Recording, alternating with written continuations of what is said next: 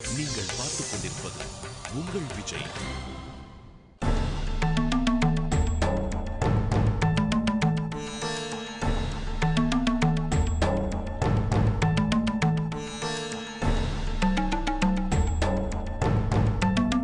என்னன்னு தெரியலையே, எங்க போனா?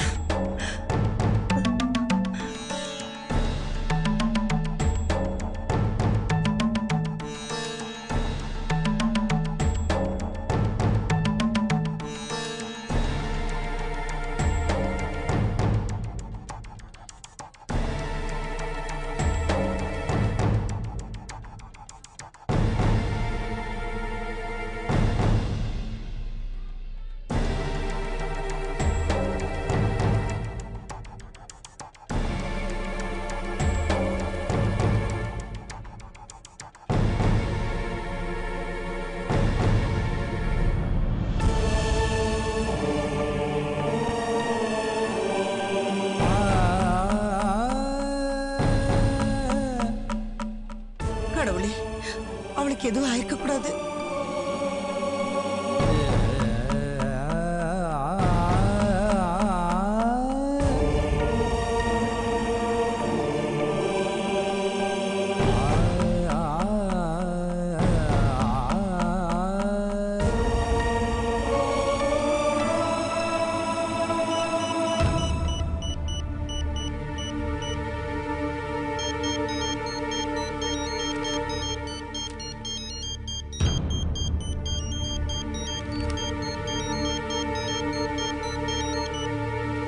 சொல்லுங்கம்மா.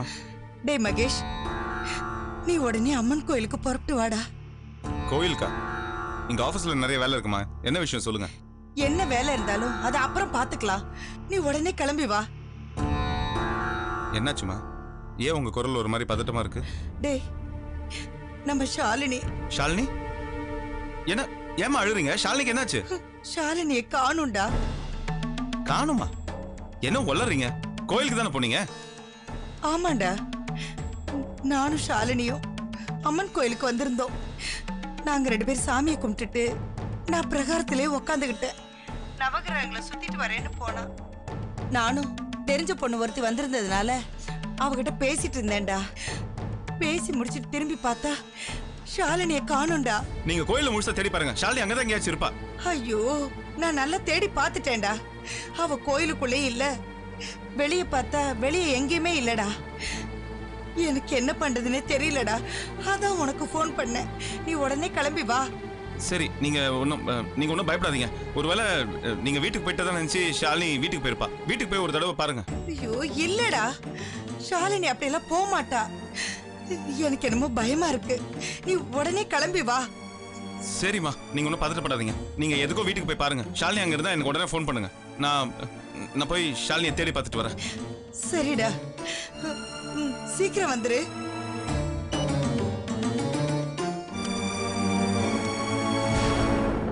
அம்மா, கவலைப்படாதீங்கம்மா. ஷாலினிக்கு ஒன்னும் ஆயிருக்காது. அதான் மகேஷ் தம்பி தேடி கண்டுபிடிச்சு கூட்டிட்டு வரேன்னு சொல்லியிருக்குல்ல. அழாதீங்கம்மா. நிச்சயமா ஷாலினியோட தாமா வரும். நீங்க தைரியமா இருங்கம்மா. எப்படிம்மா? நவகிரகங்களை சுத்திட்டு வரேன்னு போனா, எங்க போனான்னு தெரியலையே.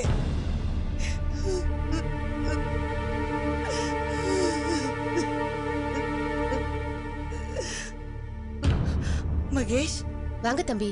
அம்மா தனியா அழுதுட்டு இருந்தாங்க, அதான் வீட்டுக்கு கூட்டிட்டு வந்தேன். என்னப்பா, ஷாலினியை கூட்டிட்டு வந்துட்டியா? எங்க இருக்கா? நம்ம வீட்டு வாசல்ல இருக்காளா? வா. இல்லம்மா, ஷாலினி இல்ல. ஷாலினி இல்லையா? ஏண்டா, ஏன் நீ கூட்டிட்டு வரலையா? எல்லா இடத்துலயும் தேடி பார்த்துட்டுமா, ஷாலினிய எங்கேயுமே காணோம். ஐயோ, எப்படியாவது நீ ஷாலினியை கூட்டிட்டு வந்துருவேன்னு இப்பதான் இவ எனக்கு ஆறுதல் சொன்னா. இப்ப நீ வெறுங்கையோட வந்து நிக்கிறியடா. என்ன தம்பி அதிசயமா இருக்கு? வீட்டுல தனியா இருக்கியே, என் வீட்டுக்கு வான்னு கூப்பிட்டா கூட வரமாட்டா. அப்படிப்பட்ட பொண்ணு எங்கப்பா போயிருக்கோம்? ஒருவேளை நேத்து நடந்த பிரச்சனையை மனசுல வச்சுக்கிட்டு நாம தான் இவங்களுக்கு பாரமா இருக்கோன்னு எங்கேயாவது போய் ஏதாவது தப்பான முடிவெடுத்திருப்பாளோ? நிச்சயமா இருக்காதுமா. நேத்து அவ்வளவு தைரியமா தெளிவா பேசின பொண்ணு கண்டிப்பா கோழத்தனமா அந்த மாதிரி எந்த முடிவும் எடுத்திருக்க மாட்டா. நம்மளை விட்டா அவளுக்கு வேற யாரையுமே தெரியாதேடா. கேட்டல்ல, கூட்ட பக்கத்து வீட்டு கூட போகாத பொண்ணு வேற எங்கடா போயிருப்பா? அம்மா, எனக்கு என்னமோ நிச்சயமா ஷாலினியா இந்த முடிவு எடுத்து போன மாதிரி தெரியல. அமலாவோட அம்மாவோட முடிவால தான் ஷாலினி காணாம போயிருப்பா. என்னடா சொல்ற? தாம் பொண்ணு நல்லா இருக்கணுங்கிறதுக்காக தொடர்ந்து ஷாலினிக்கு கெடுதல் செய்யறது அவங்க மட்டும்தான். இப்ப கூட அமலாவோட அம்மாவால தான் ஷாலினிக்கு ஏதாச்சும் ஒரு ஆபத்து வந்திருக்கும்னு நான் நினைக்கிறேன். எனக்கு ரொம்ப பயமா இருக்குடா. ஷாலினி எங்க இருக்காளோ, எப்படி இருக்காளோன்னு ஒண்ணும் தெரியலையே. எப்படியாவது தேடி கண்டுபிடிச்சு அவளை கூட்டிட்டு வந்துடுடா. அம்மா, நீங்க ஒன்றும் கவலைப்படாது. ஷாலினி எங்க இருந்தாலும் சரி, அவளை தேடி கண்டுபிடிச்சி பத்திரமா கூட்டிட்டு வர வேண்டியது என் பொறுப்பு. அதுக்கு என்ன பண்ணணும்னு எனக்கு தெரியும். நீங்க நம்ம வீட்டில் பத்திரமா இருங்க, நான் அதை வரேன். அழாதீங்கம்மா, ஷாலினி கண்டிப்பா கிடைச்சிருவா. நாங்கெல்லாம் இருக்கோம்ல, தைரியமா இருங்க.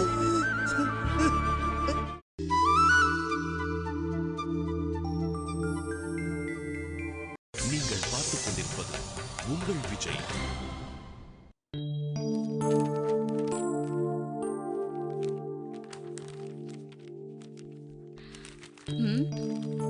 அருணை பெங்களூருக்கு ட்ரெயின் ஏத்தி விட போனவரை இன்னும் காணுமே. எதுக்கு ஃபோன் பண்ணி பாப்போம்.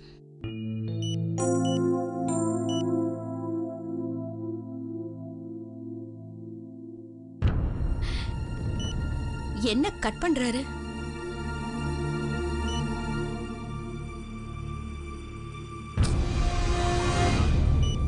எதுக்கு பேசாம அவாய்ட் பண்றாரு? எதுக்கு அருண் மொபைலுக்கு ட்ரை பண்ணலாம்.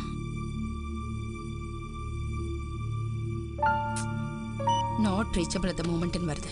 லைனே போக மாட்டேங்குது.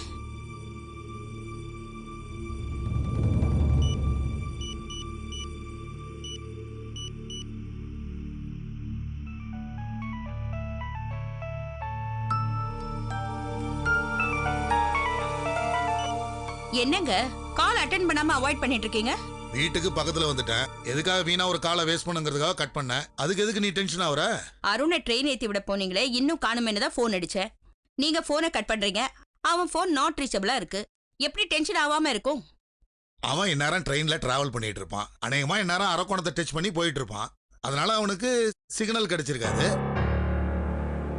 எனக்கு இந்த டிராபிக் எல்லாம் தாண்டி வர்றதுக்கு இவ்வளவு லேட் ஆயிடுச்சு. அதுக்குள்ள நீ அவசரப்பட்டு எதையாவது கற்பனை பண்ணிட்டு எனக்கு போனை போடுற. தேவையில்லாம டென்ஷன் ஆகுற. புருஷன் மேலையும் புள்ள மேலையும் உனக்கு அவ்வளவு நம்பிக்கை. என்ன பண்றது? இது வரைக்கும் நீங்க ரெண்டு பேரும் எதுவும் நம்பிக்கை வர மாதிரி செய்யலையே. அருண் பெங்களூர் போய் சேர்ந்தாச்சுன்னு ஃபோன் வரட்டும், அப்புறம் நம்புறேன். அப்பா, அருணை ட்ரெயின்ல ஏத்தி விட்டீங்களா? இந்நேரம் அவன் அரக்கோணம் போயிருப்பாமா. ட்ரெயின்ல ஏத்தி விடுறதெல்லாம் இருக்கட்டும். அவன் பெங்களூர்ல போய் சேர்ந்து வேலையில கான்சென்ட்ரேட் பண்ணணும்னு அட்வைஸ் பண்ணி அமிச்சிங்களா? அவனுக்கு அட்வைஸ் பண்ண வேண்டிய அவசியமெல்லாம் இல்ல. அவனுக்கு எல்லாம் தெரியும். எனக்கு அந்த நம்பிக்கை இருக்கு. நீங்க அவன் மேல நம்பிக்கை வச்சிருக்கீங்கல்ல, அதான் எனக்கு டவுட்டா இருக்கு. பெங்களூர்ல இருந்து எவ்வளையாவது இழுத்துட்டு வராம இருந்தா சரி. அமலா, வாங்க மாப்பிள. மாப்பிள, அருண் வந்து நேத்து ஷாலினிட்ட அப்படி நடந்துகிட்டதுக்கு நான் மன்னிப்பு கேட்டுக்கிறேன் மாப்பிள. நீங்க எதுக்கு மன்னிப்பு கேட்கணும்? ஒரு வயசு பையன் அப்படி நடந்துக்கிற அளவுக்கு அவ தப்பா நடந்திருக்கா. அதுக்கு இவங்க தான் நம்ம கிட்ட மன்னிப்பு கேட்கணும். பாத்தீங்கல்ல, இவங்க கிட்ட நல்ல குணத்தை எதிர்பார்க்கவே முடியாது. நேத்துதோ அவங்க வளர்த்த பொண்ணு கூட அதே தான் சொன்னா.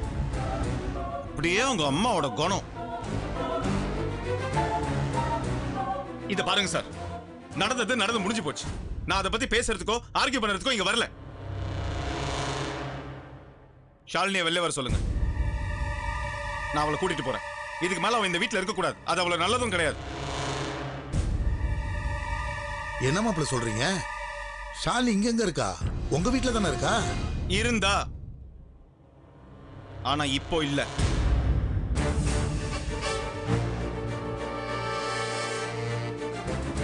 என்ன மாப்பிள சொல்றீங்க? ஆமா, எங்க அம்மாவும் ஷாலினியும் கோயில் போன இடத்துல திடீர்னு ஷாலினி காணாம போயிட்டா.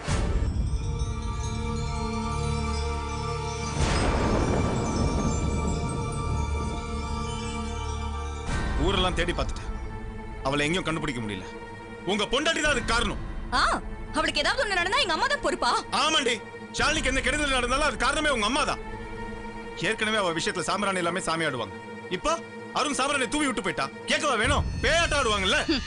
ஓடி போறது ஒண்ணு அந்த ஓடுகாலிக்கு புதுசு இல்லையே. அதுக்கு என்ன வந்து கார்னர் பண்ற? கார்னர் பண்ண வரல, வார்ன் பண்ண வந்திருக்கேன்.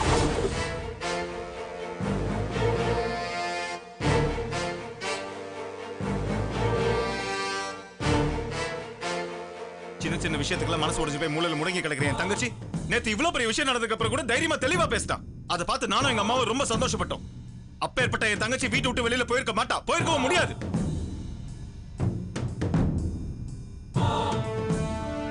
அவ இன்னைக்கு காணோம்னா அதுக்கு காரணமே நீங்க தான்.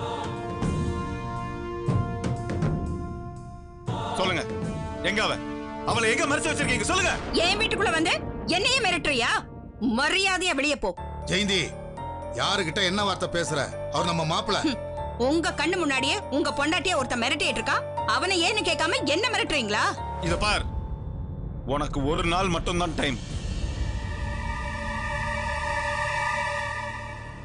நாளைக்கு சாயங்காலத்துக்குள்ள என் தங்கச்சி வீடு வந்து சேரல, நடக்கிறதே வேற.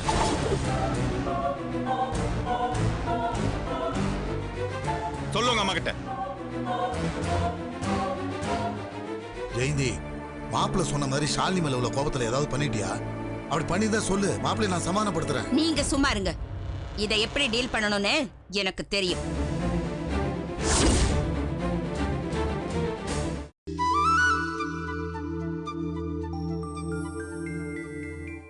நீங்கள் பார்த்துக் கொண்டிருப்பது உங்கள் விஜய்.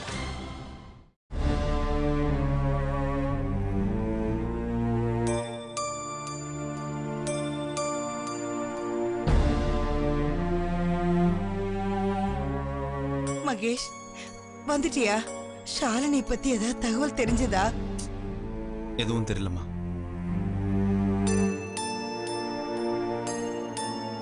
ஆனா ஒண்ணு, கண்டிப்பா அந்த ப்ரொஃபசருக்கு இதை பத்தி தெரியாம இருக்காது. அதான் சாயங்காலத்துக்குள்ள ஷாலினி நம்ம வீட்டுக்கு வரல, அவங்கள உண்டு இல்லைன்னு பண்ணிடுவேன்னு சொல்லிட்டு தான் வந்திருக்கேன். அப்போ சம்பந்திமா தான் நம்ம ஷாலினியை கொண்டு போய் மறைச்சு வச்சிருக்காங்களா? அவங்கள தயவு செய்து சம்பந்தியம்மாலாம் சொல்லாதீங்க. சம்பந்தியம்மா? ஷாலினிக்கு அவங்கள தவிர வேற யாரும் எதிரி இருக்கா? கண்டிப்பா இந்த காரியத்தை அவங்க தான் செஞ்சிருக்கணும். எனக்கு அவங்க மேலதான் சந்தேகம் இருக்கு. கடவுளே, அம்மாவும் பொண்ணுமா சேர்ந்து ஷாலினி ஏன் தான் அப்படி படுத்துறாங்களோ தெரியலையே.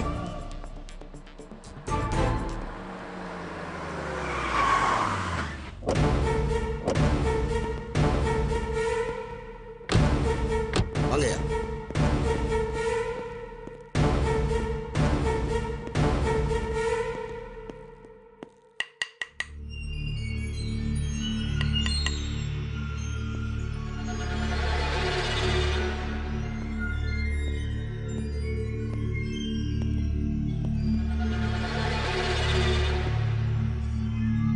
என்ன வீட்டுக்குள்ள புந்து தகராறு பண்ணி மிரட்டினேன்னு உங்களுக்கு வேண்டியவங்க கம்ப்ளைண்ட் கொடுத்தாங்களோ? என்கொயரிக்கு வந்திருக்கீங்களா இல்ல அரெஸ்ட் பண்ணவே வந்திருக்கீங்களா? அரெஸ்ட் வாரண்ட் வச்சிருக்கீங்களா? போலீஸ்காரன் நினைச்சா வாரண்ட் இல்லாம அரெஸ்ட் பண்ணி இழுத்துட்டு போலாம். பெரிய பெரிய ஆளுங்களெல்லாம் நாங்க அப்படித்தான் பண்ணியிருக்கோம். ஆனா நான் இப்ப அதுக்கு வரல. உங்ககிட்ட கொஞ்சம் விசாரிக்க வேண்டியிருக்கு. கொஞ்சம் ஸ்டேஷன் வரைக்கும் வர முடியுமா? என் பிள்ளை என்ன தப்பு பண்ணா? என்ன விசாரிக்க போறீங்க? உங்க புள்ள மேல ஒரு கம்ப்ளைண்ட் வந்திருக்கு, அது சம்பந்தமா விசாரிக்கணும், அவ்வளவுதான். என்னன்னு கம்ப்ளைண்ட் வந்திருக்கு? உங்க பொண்டாட்டிய அடிச்சு கொடுமைப்படுத்தி இருக்கீங்க. வரதட்சணை கேட்டு வாழ முடியாதுன்னு அவங்க அம்மா வீட்டுக்கு விரட்டி விட்டுருக்கீங்க. என் பிள்ளை மேல இப்படி அபாண்டமா பழி போடுறீங்களே, இது அந்த ஆண்டவனுக்கே பொறுக்காது. இந்த பாருமா, உங்க மருமக தான் கம்ப்ளைண்ட் கொடுத்துருக்காங்க. அது சம்பந்தமா விசாரிக்கணும். அதுக்காக தான் உங்க புள்ளைய ஸ்டேஷனுக்கு கூப்பிடுறேன். ஸ்டேஷனுக்கு தானே? வாங்க, தாராளமா போலாம். மடியில கனம் இருந்தா தானே வழியில பயம் இருக்கும். வேண்டாம் மகேஷ், போலீஸ் ஸ்டேஷனுக்கெல்லாம் போகாத. இவங்க இப்படிதான் கூட்டிட்டு போவாங்க. அப்புறம் ஏதாவது ஒரு கேஸை போட்டு உள்ள தள்ளிடுவாங்க. அம்மா, நீங்க ஒன்றும் பயப்படாதீங்கம்மா. நாம தப்பு செஞ்சா தானே பயப்படணும். நாம தான் எந்த தப்பும் செய்யலையே, அப்புறம் ஏன் பயப்படணும்? வாங்க போலாம். மகேஷ், வேண்டாப்பா, தனியா போகாத. நம்ம வக்கீலுக்கு ஃபோன் பண்ணி வர சொல்லி அவரே கூட கூட்டிட்டு போ. நான் வக்கீலோட போனேன்னா நம்ம உண்மையிலே தப்பு செஞ்சுட்டு தப்பிக்கிறதுக்காக வக்கீல கூட கூட்டு போன மாதிரி இருக்கும். நீங்க ஒன்றும் பயப்படாதீங்க. வேற ஒன்றும் இல்லை. ஷாலினி காணாம போனதுக்கு நான் எங்க அவங்க மேல கம்ப்ளைண்ட் கொடுத்துருவேணும்னு பயந்து அவங்க தான் என் மேல இப்படி போய் கம்ப்ளைண்ட் கொடுத்துருக்காங்க. பரவாயில்ல, சட்டம் அதோட கடமையை செய்யட்டும். ஆனா கடைசியில சத்தியம் தான் ஜெயிக்கும். வாங்க போலாம். டேய் மகேஷ், மகேஷ் வேணடா, சொன்ன கேளுடா, நீ போகாதடா மகேஷ்.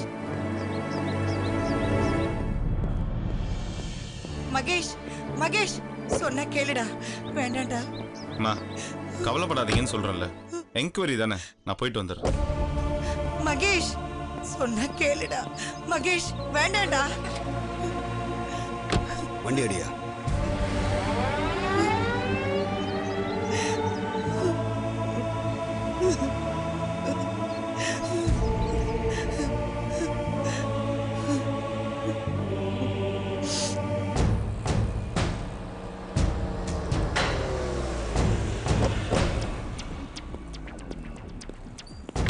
யோ சார். இழுத்துட்டு வாயா. இழுத்துட்டு. கை.